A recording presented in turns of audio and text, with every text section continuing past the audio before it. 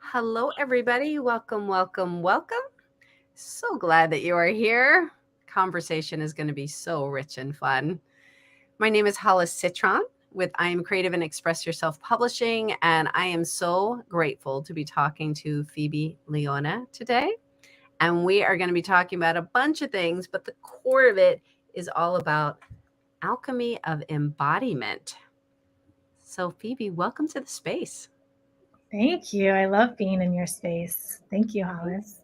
Thank you. I love being in your space. So, can you please tell people a little bit about you before we dive in a little more? Mm, yeah, there's so much I could share about me, but as I kind of spoke into when we were over at Instagram in a minute, I see myself as very much so like all of us, a spiritual being in a human body, and I have been playing different roles over my life as a dancer, as a yoga teacher, as what I'm now identifying as an embodiment guide, because I feel like that's the umbrella of all the things that I do is first just help people understand how to be in their physical body. Yeah. And that means the physical experience of the body, the emotional body, all the stories that we carry with that, the past, present, and future, and really live in this moment and make the best of this moment, being fully embodied in this life. What a concept. So, like, you're not thinking about what happened yesterday, what happened 5 years ago, what's going to happen in the future. It's more of a focus on the present. Yeah. And Yeah, sorry, go no, ahead. go.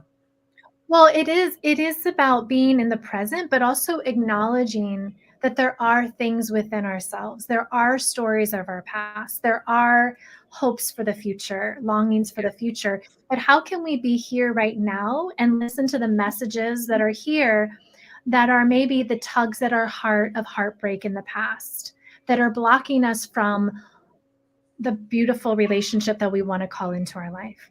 So it is being really present, but also multidimensional in terms of our time and space, of acknowledging that on a more conscious level Yeah. and making choices, giving yourself permission to witness it, being curious about what is here, those sensations that you're feeling, the energies, right? Emotion is energy in motion, the thoughts that are here, and giving ourselves that permission to be with it fully and say, oh yes, this is a joyful experience, my past was joyful, what I have is joyful, but to fully embody this present moment as joyful. Or if there is something that's in out, like misaligned with our present moment, well then how can we hold space and give grace to it, Yeah. and perhaps transform it in some way or release it if need be. So, I'd love for you to kind of let's dive a little bit deeper into these words embodied and somatic, because Mhm. somatic is something that's been coming out more. It's becoming, I don't know if I'd call it mainstream, but it is coming up more for the people that are in those circles. But yeah, if we could talk about those words, let's dive in. Yeah. Yeah, let's dive in. So, yeah, embodiment and somatic tend to be interchangeable in a lot of communities that I hang out with. Some people who are watching today, they might be like, I don't know what either word means. Mhm. So, soma just means body, to be in the body. Embodiment, same thing. So, why I think it's coming into mainstream for one of the main reasons is that we have all been aware of, if you haven't been to therapy, talk therapy, but you at least know what therapy is, right? So we all have gone through some sort of talking through things, and it only got us so far. I was in therapy for most of my life, and it only got us so far because at some point you do kind of sit in this hamster wheel, right? Like, okay, I know this past, and let me talk about it again. Here's the trigger again. So somatic work goes a layer deeper. It goes into what is your cell, what are the cells of your body still holding on to? Not just here in our head, but what is actually physically, because our issues are in our tissues. Oh, And so yeah. there might be some unconscious stories that we're holding. And so the work that we do together in somatic work and embodiment work is, you don't necessarily need to know the why of what you're feeling, but it's just giving your self permission to witness it. And then that awareness will be the transformation. So I think the reason why also it's become so popular right now is because we all just collectively went through a traumatic event, the pandemic. Let alone if you had a very perfect life up until then. Let's say you did. Let's say you had this perfect situation. Everything was predictable. Everything was safe. Everything was in somewhat kind of a controlled environment. But then the pandemic, it was like nothing's safe or it's not predictable. Everything's, at risk of your health or other people you love's health. So that was a traumatic event on a micro or macro level, however you want to look at it. And what we realized is that our bodies were, physically at stake being in the health. But what we're starting to realize is that we're waking up to other traumatic stories that we weren't conscious of. And so somatic work, embodiment work really gets in deep and quick where the talk therapy doesn't so much. Yeah.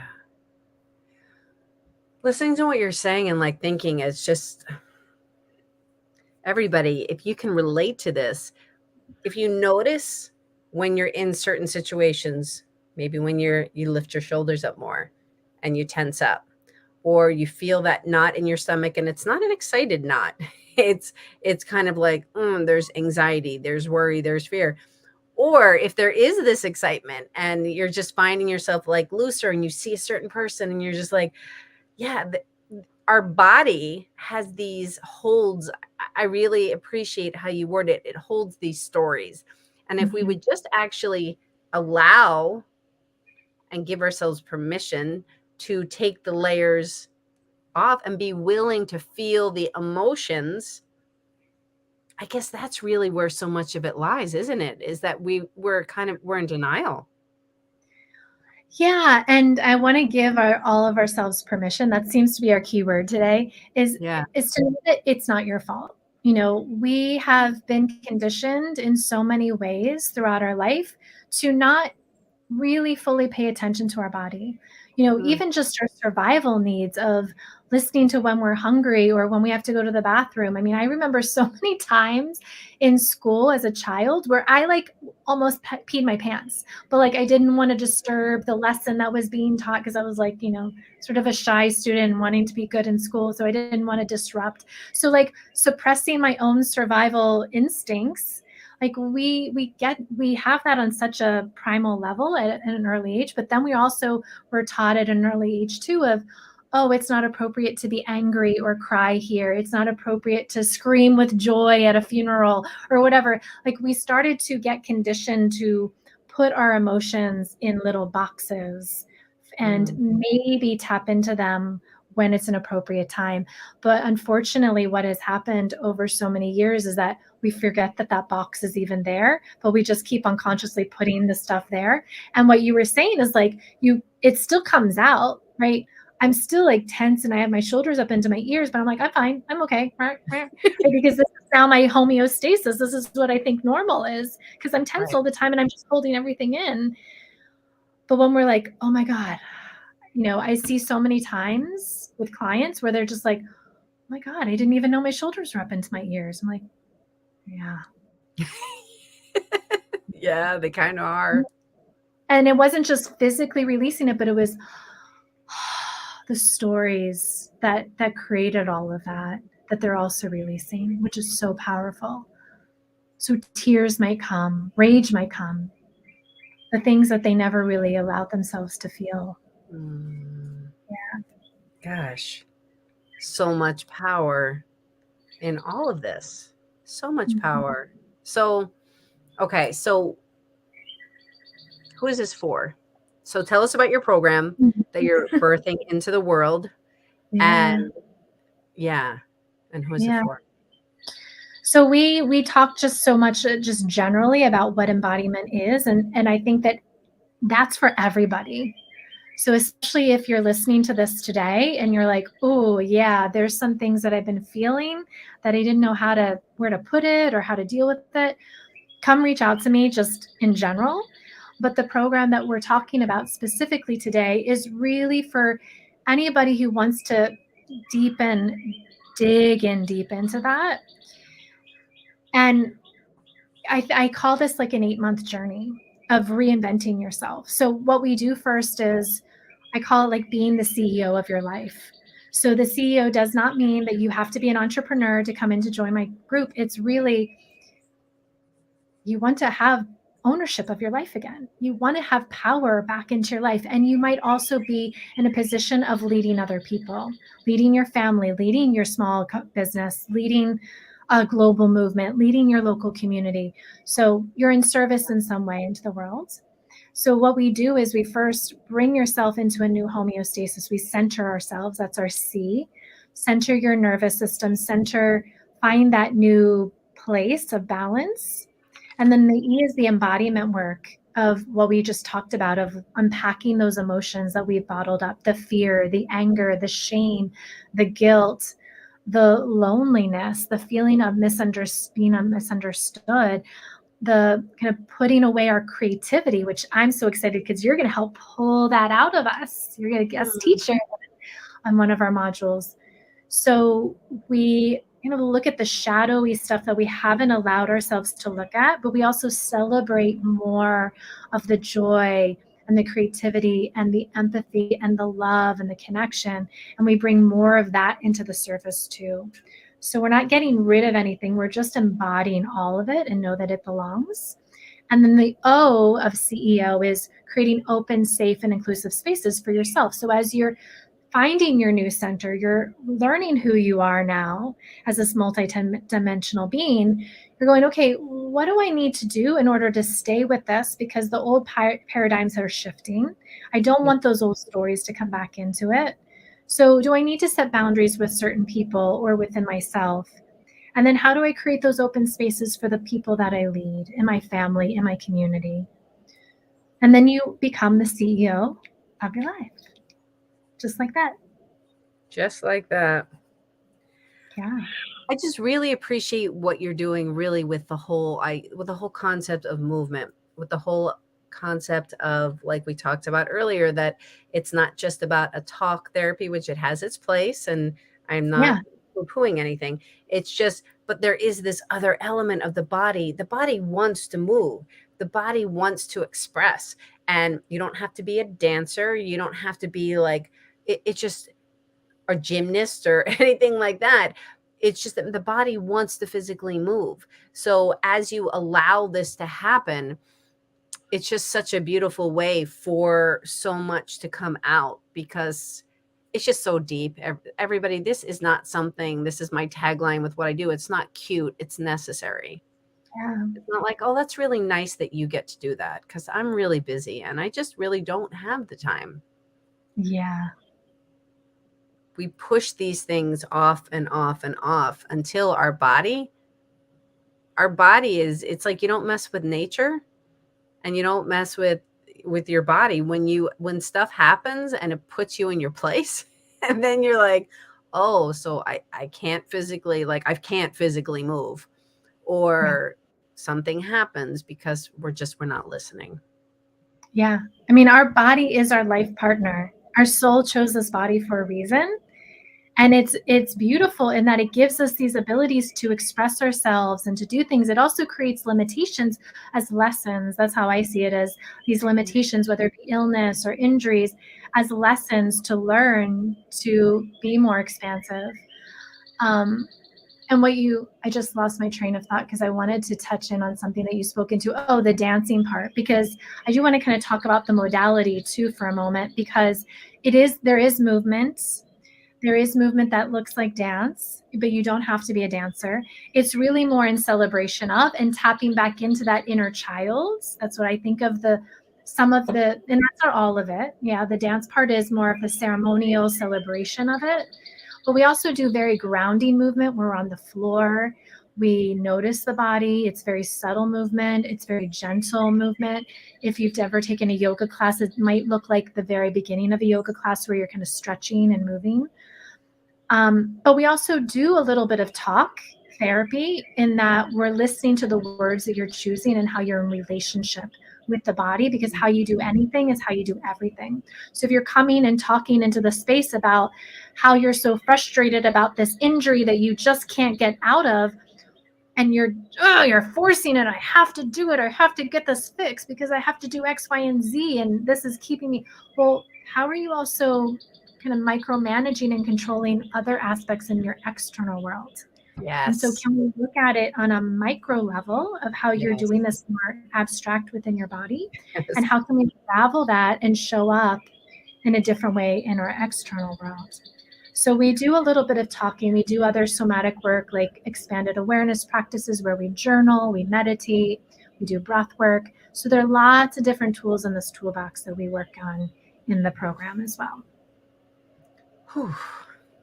Tell us, as we're about to wrap this up, tell us if people want to get a little introduced to you even more. Tell us about what's going on tomorrow, Saturday. Yes, I'm so excited. Yes. So wherever, I know this is going into a couple different places, but people can definitely find me. We're going to leave a link here. I'm hosting a free event Saturday, 9 a.m. Eastern time. This is going to be a mini version of it. So what we're going to do is movement and magic to manifest what you want to create, your dream life. So this will be like the first step onto that 8-month journey. And this is just absolutely free. There's no obligation. Just come and first just begin to envision, what do you want to create? And so we'll do a little bit of map where we do some constellation and work, looking at the relationships we want to transform that maybe are blocking us from our dream life. And this could be relationships with people, with energies, with situations. And then we'll move our body to actually transform the cells in our body to align with that vision. So we're doing a little movement and magic, or magic and movement first, magic first, movement second, to manifest our dream life. And that is for free. That is just to get a taste of the work that I do, my energy field, and I can tell everybody a little bit more about the program there as well. And that begins June 1st. The program begins June 1st. I just so appreciate the way that you say you transform your cells and bring them into alignment. I think everybody, if you don't think this way, this is just a little seed to kind of drop in and understand and really pay attention to yourself. We're so busy, busy, busy, busy and adulting and having, responsibility and all of this, that we've really lost so much connection in so many ways. But I think people are really lighting up to be craving this. And Yes. if you're not exactly sure how to find it, you're like, something feels off and I want more of it, but I don't know. I don't know the how. This is really a great space for Phoebe's program to be part of your routine and learning and your life experience. Yeah, I agree. And I'm so grateful that you're part of it. You're one of our guest embodied leaders and creativity doula. You're going to pull that creativity out. We have other amazing, beautiful experts in their field bringing in and really helping us tap into those aspects of ourselves that we want to amplify and help empower us to step into the person we want to be, and then lead from there and be the ripple effect to change the world. Yeah. So grateful. So grateful. So we already said everything. Are there any last little bits to add? We're going to put the link for everything there. Is there the latest time that anybody can sign up to be in the program that starts on June 1st? Okay, good question. So in terms of the event tomorrow, they can sign up even if they don't think that they can come. They'll get a replay and then they can have that experience, Okay. especially if they are interested in the program. Then they'll have an actual experience of it in the replay. The program does start June 1st. We would love to have people signed up by June 1st, but if you're sort of on the fence, I am leaving the first session open for somebody to drop in and experience it with us. And then you can, decide from there. So I would say enrollment officially closes that weekend, the Okay. following weekend, which is next weekend. So they have a little bit of Wonderful. time to sit with it. Yeah. Perfect. Perfect. So Yeah. all the information will be here. Everybody, we're so grateful. If you were here live, #live, catching the replay, #replay. And we just so appreciate you. We know you could be doing anything with this time that we spent together. So Very much appreciate everybody here. Phoebe, so grateful for you. So grateful for you and cannot wait to collaborate more in the future and now and all that goodness. Oh my goodness, I know. I know there's so many projects you and I, like we have so many seeds together. I can't wait. I'm so grateful for you. So many. So everybody have a great, wherever you are in the world, morning, afternoon, evening, sending so much love your way, and we'll talk soon. So goodbye, everybody. Bye.